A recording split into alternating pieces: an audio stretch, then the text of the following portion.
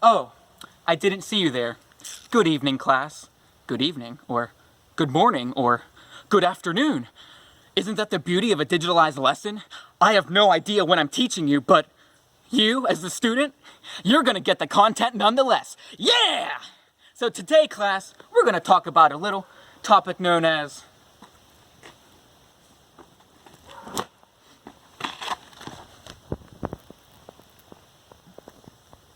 distance! I got a little image to show y'all.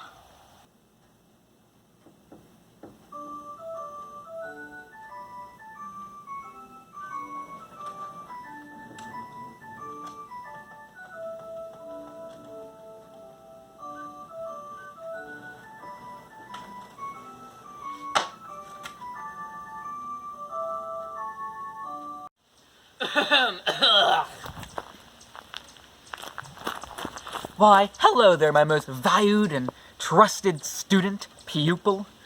Can you tell me what you see here in this picture? Well, I see the Earth, the moon, and a couple stars back there. A couple stars? Wow, you're right. Boy, they printed out really faint, didn't they? Is there anything else you see? I mean, it's a lonely world out there. We can only see these two bodies. But is two bodies too much, even? Or, I mean, what else do you see? Well, they do appear to be unreasonably close to each other. Did you just say unreasonably close to each other? So, instead of using a geometric approach to solve this, we'll get into that later. We can actually use a little bit of common sense to figure out that the moon isn't really this close to the Earth. Now, based on what science has already told us in the past couple hundred years, the moon is actually around 240,000 miles away from the Earth. And, of course, this isn't even like one whole Earth diameter far away. It's that close. I mean, I picture this. It's like, you know, whole continents would be blocked by this view of the moon here because it's so close. We'd have solar eclipses all the time if this were the case. Anyway, though, the thing I wanted to say is, when it comes to celestial bodies, the further you are away from a celestial body, the slower you orbit that body. Take a look at Pluto.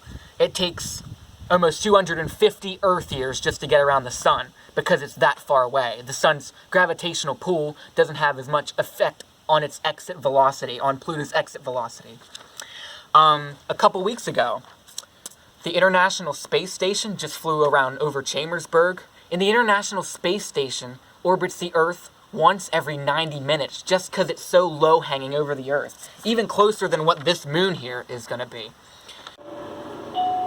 If you've ever managed to crawl out under the rock you call home and look at the lunar cycle in the sky of the phases of the moon, you can see it takes about a month's worth of time just for the moon to go through all of its phases. And that's, of course, dependent on the way the light from the sun is hitting the moon at any given point. We're going to visualize my head as the Earth, and the moon every month, almost every month, is going to go around me once. Okay, so let's start the moon over here. Something really important to note, that the moon is a three-dimensional object, and us as humans, we can only ever see half of a three-dimensional object at any given point in time.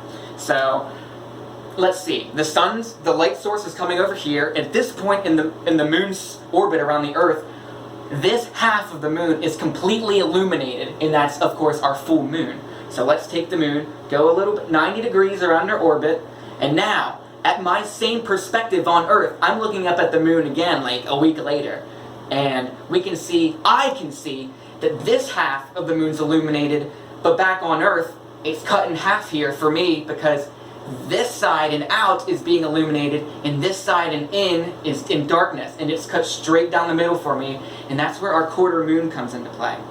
Now let's rotate the moon again another 90 degrees, and we can see it's totally illuminated on this side, and me back on Earth, I can't see squat! That's our new moon, because we can't see it! Gosh! Let's rotate it another 90 degrees. Whoop! And then again, it's kind of like our quarter moon again. This side is being illuminated that way, and this side is in total darkness this way. Both of them come together in a half sort of state, and me back on Earth, I can only see this part illuminated and this part in darkness. That's giving us our last quarter. And then you rotate it another 90 degrees, and the process starts all over again. So with all this in mind, we can clearly see that this picture is not to scale and is totally inaccurate in every way possible. Not every way possible. I'm so sorry, picture. I'm so sorry. But on a distance standpoint, this is not correct at all, so. Although, you know what? I do believe I had an old relic from my childhood that labeled the correct distances from the sun to each planet in our solar system. You know what? Wait a minute.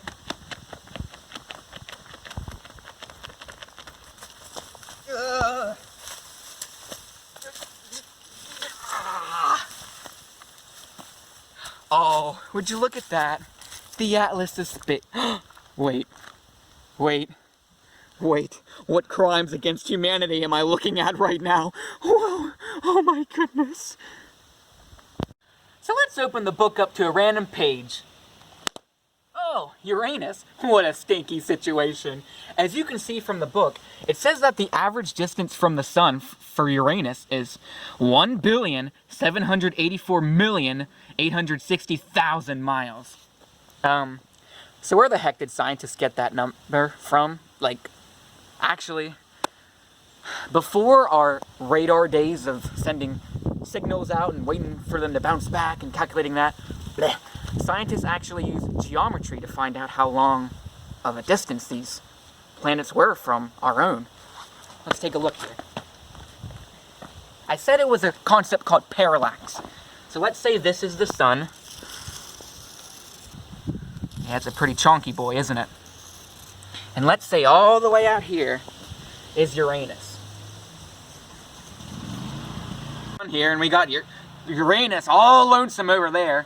So, and of course we have the Earth orbiting the sun a lot closer than Uranus is. So let's say the Earth is here at January or something. Okay, well, Uranus is out there. We exactly don't have a large scale ruler to measure out how far that is, so that's not really gonna work. What else are we gonna use? Well, we spend such a dang long time thinking about it that we spent half a year, the Earth's around the other side of the sun already. Oh boy, man, that's half a year wasted. Or is it? Watch this. This concept called parallax. Now, Uranus moved just a very small bit, but for now we can count it negligible. Okay, so let's say Uranus is our vertex. From Earth, at this point in January, we can draw a line all the way to Uranus, okay?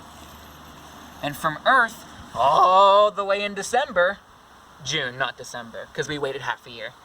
So this is Earth in June, and we can draw an angle all the way to Uranus as well. And since we know that the distance from the Earth to the Sun is 1 astronomical unit, and we can actively measure what the angle theta of this biannual measurement is, we can actually calculate using trigonometry what the distance is directly from the Sun to Uranus. Funny thing is, I, as the person living in 2019 who has all the access to technology and the science books who tell me the right measurements, but their pictures don't line up. Anywho, I, as the person in 2019 who has these measurements, I'm actually going to do the opposite of what the scientists did. They had the angle, but I myself, I don't know what the angle was, so I'm going to use reverse trigonometry to find out what their angle was. So, we know the distance from the Earth to the Sun was 1 astronomical unit, but I want the same unit. So we're going to say it's 93 million miles, because that's the distance from the Earth to the Sun, using similar methods, of course. This is just an example for Uranus. And I also know that the actual distance to Uranus was, well, let's see here again.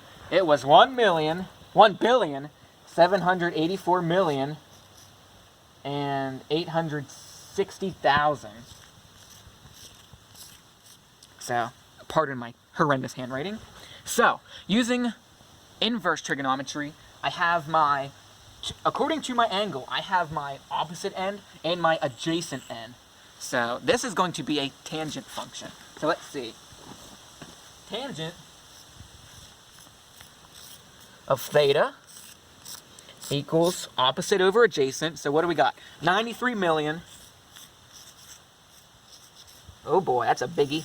And on their adjacent side, which is even longer, that's the 1.78 billion miles. So, well, we could divide this, but we're still stuck with this tangent function. So we're actually going to have to do an inverse tangent to cancel these out, and then we'll get our final angle. So let me see what that is real quick. Bam! Let's see. We have a final angle of 2.982 degrees. Boy, that's so small already, and that's even in our own solar system. That's really scary.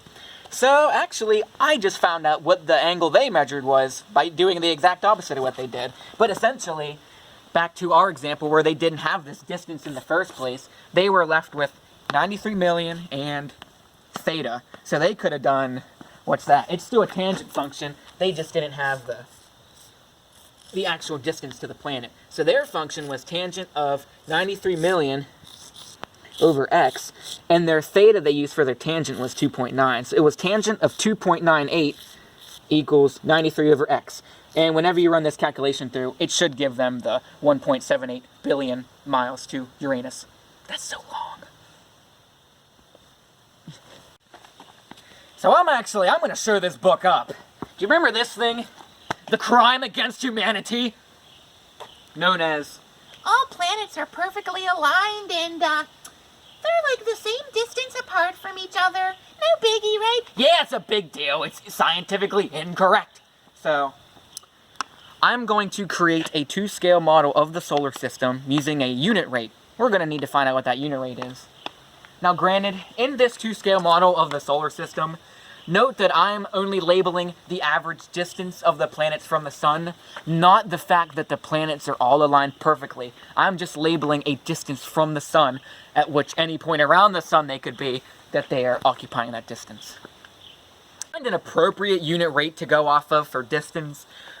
Keep in mind that the distances we're covering are really tiny, less than a billion, to ones that are over billions. So I kind of met it halfway in the middle. Pluto is all the way out at like 3.6 billion miles from the Earth, and Mercury's really close to the sun, let's just put it that way. So I'm meeting it in the middle by saying a whole yard is 200 million miles.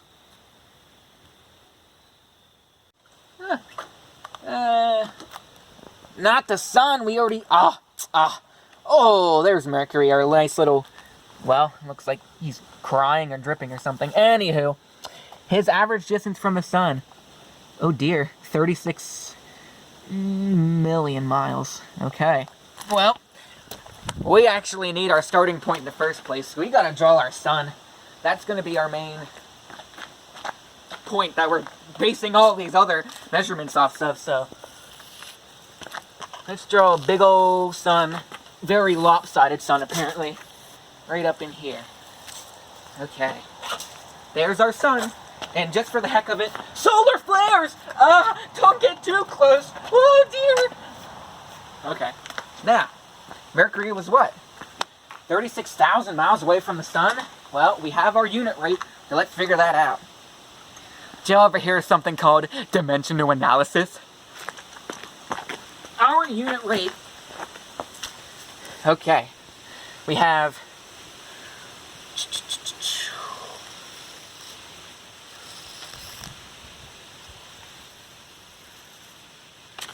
1 yard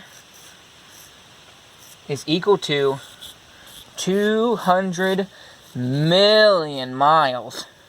And we're only covering a distance of 36 million. So, we can cross out like units. These are distance. 200 million and 36 million. So we're going to find out what fraction of a yard we're going to have. Because it's actually going to be less than 1. Because essentially we're taking 36 million over 200 million. So let's find that feller out. So we're only going to do 0.18 yards worth to get our distance to Mercury from this sun. So not too shabby. 1.8 yards. What the heck? This is labeled in inches. Also, why am I using inches? Unfortunately, having the only measuring stick around, we have a yardstick. But you know what? Scientists, they improvise. I might not have your fancy metric system, but I have a system of measurement in the first place. We have 0.18 yards, but you know what? We're going to convert that into individual inches so we can find out how far our little buddy Mercury is from the sun for us to draw it on our scale. Alright, we had 0.18 yards, but we can't easily really measure that out, so we're going to have to convert it into inches. 0.18 yards. Okay. Well, we know that in 1 yard, there is 3 feet. Okay, nice and happy. And we know that in 1 foot, there is 12 inches. So what do we got here? Yards and yards, cancel, cancel. Feet and feet, cancel, cancel. Now we got 0.18 times 3 times 12. And that'll give us our final answer in the unit of inches, so we know how many inches to push Mercury over from the sun on our scale. 0.18 times 3 times 12 is 6.48 inches. So if y'all come over now with me, we're going to mark Mercury, Mercury, from what, 6.48 I said? Yes, it's 6.48 inches away from this sun. Oh, 6.48. Right here.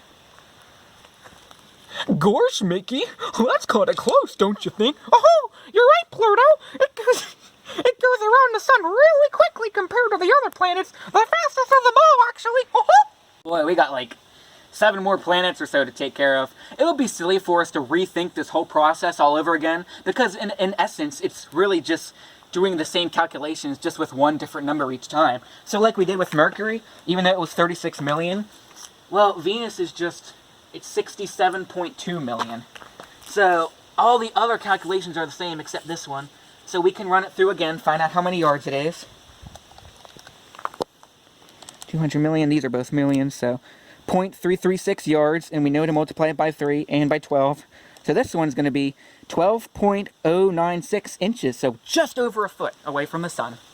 Alright, let's put the goddess of beauty in here. Just a little over 12. Yeah, it looks pretty consistent so far, right? Well, wrong, they're going to get exponential, but you don't see it yet. Earth, hey! That reminds me of my home. Looks like this one's 93 million miles. Well, that's also, for you smart people out there, that's also 1 astronomical unit. Wink. So all we'd have to do, well, take this one out. Let's get a blue piece of chalk, because Earth is blue, mostly blue. We got some green there, but, you know, blue is true, so. Alright, 93 million. Let's run it through the calculator again. Bam! Oh, it's 16.74 inches! Okay, well, let's put her on here. You know what's kind of strange? Even though that in the long run, the planet distances are exponential, you can actually see that Venus and Earth are closer to Venus and Mercury, which is kind of strange, but that's just where the planets decided to reside. It's like a big hotel. We're all endlessly, aimlessly wandering in our own pit of agony and despair, lost in the void of space. Yeah. Mars! Oh, that's where all them Martians live. I'm Marvin the Martian, but not Kermit the Frog. Let's see. Mars, 141.6 million miles away. Oh, you know the drill at this time. We're just gonna plug and chug. 141 million divided by 200 million times the 3 feet and the 12 inches. We get a grand final total of Mars is 25.38 inches from the sun on our scale. 25.38. 25.38, right? Don't lose me on memory. Yes, 25.38. 25.38, get closer to the 4. So let's start this on. 25.38. There she be. God of War right there. Why did I say she? Because it's a he. There we go. Kind of the scale so far. Nice, nice, nice. We're going to Jupiter. Ah! That's the biggest planet in our solar system. Like, has more mass than all of the other planets combined. That's some scary crap, but it's true. Okay, let's see. Jupiter is 483.8 million miles away from the sun. Oh boy, now we're gonna finally get over our whole yard boy. So what do you think we're gonna do this time? 483.8 right on 200 million times times the 12 times the 3. We get 87 inches. So we're gonna have to do some more yard work this time. Go. Now that we're finally hitting over a yard for our unit, I'm gonna mark each yard we go with a green line because we don't have a green planet in our solar system really, so you're not gonna mistake it for one, I hope. Alright, so we have our 36 inches here marked here, and we need to get to 87, so we needed to bring it up to another 72 with another whole yard here. And we need to get to, it was 87, so we need 15 more just to get to our 87. And since Jupiter is kind of orangey red, well, bring it up to 15-ish. Here's our Poopiter Jupiter. Big chunk boy too. Nice. Well, look how many more yards we had to, alright, so here's Jupiter. Oh, here's our next yard mark, whole other yard mark. And doing the calculations for Saturn, we gotta get to 160. So, 160. Oh dear, this is green. Dearest student, would you mind fetching me a yellow thingy?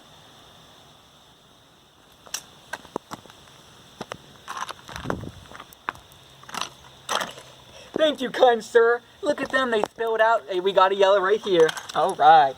Alright, so we needed to add another 16. Here's Saturn. And don't forget it has rings. Are they onion rings? Well, maybe. Meow. Boy, it got dark on us pretty fast. I didn't realize y'all thought scientists were so boring, leaving us out in the dark. Anywho, you know what? That's what us scientists do. Despite the backlash, we figure things out, whether you like it or not. Okay, so we went in and filled in Uranus and Neptune as it got dark.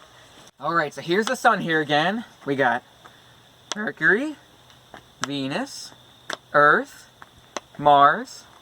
Oh, here's our first 200 million miles. Well, we got a nice little compact little area of boys in there. Oh, sorry lady, you too. Alright, let's keep going. There's 200 million miles. Yeesh, there's another 200 million. And there's Jupiter. Okay, he's a little further. We'll keep going. Another 200. Oh boy. Another 200. Here's Saturn. Boy, actually I believe back in the olden days of science, Saturn was the farthest anyone could really calculate or see. But we know there's more out there, so let's keep it rolling. Here's Saturn. Oh, our next mark of 200. Next mark. Next mark. Oh, dear boy. Next mark. Next. Oh, here's our Uranus. It's almost at 324 inches away from the sun, and look how far it is away from even Saturn all the way back here. But, you know what, guys? This isn't even as lonely as it gets. Oh, here's our next 200. Get out of here, calculator. You're not a part of this. Here's our next 200. And our next. And our next. Here's Neptune, almost at 504 inches on our scale. And now, we're gonna do Pluto. Back in 2006, scientists thought to classify Pluto as a dwarf planet, but that probably hurts his feelings. So, for all of you introverted emos out there who think you're the most cool, independent lone wolf there is out there, well, you know what? You're nothing compared to Pluto, because we've got our full solar system, yes, with a dwarf planet at that. We have our full solar system located on a scale of inches, and we're gonna go through one last time and show you just how far our emo Pluto is. Sun. And it's a Mercury, a Venus, an Earth, a Mars. 200 boy, 200 boy, Jupiter, Jupiter, what a floopiter. 200 boys, 200 boys. Saturn, my man, can I have some onion rings? 200 my boys, 200 boys, 200 boys, 200 boys. Uranus, where's the commode? 200 boys, 200 boys, 200 boys, 200 boys, 200 boys. Neptune, Neptune, do you want to regurgitate that Krabby Patty? 200 boys, 200 boys, 200 boys, 200 boys, 200 boys, what? Pluto, my boy, what are you doing all the way out here? Ruff, ruff. Now you see the true story now, don't you? Pluto is eternally lonely. But we can successfully say we made a successful model of the solar system to scale. Take that, childhood book! Ha!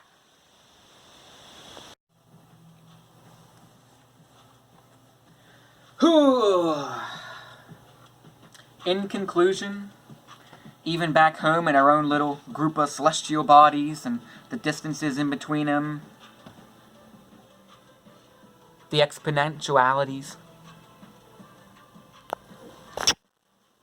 You know what, boys? This is only the beginning.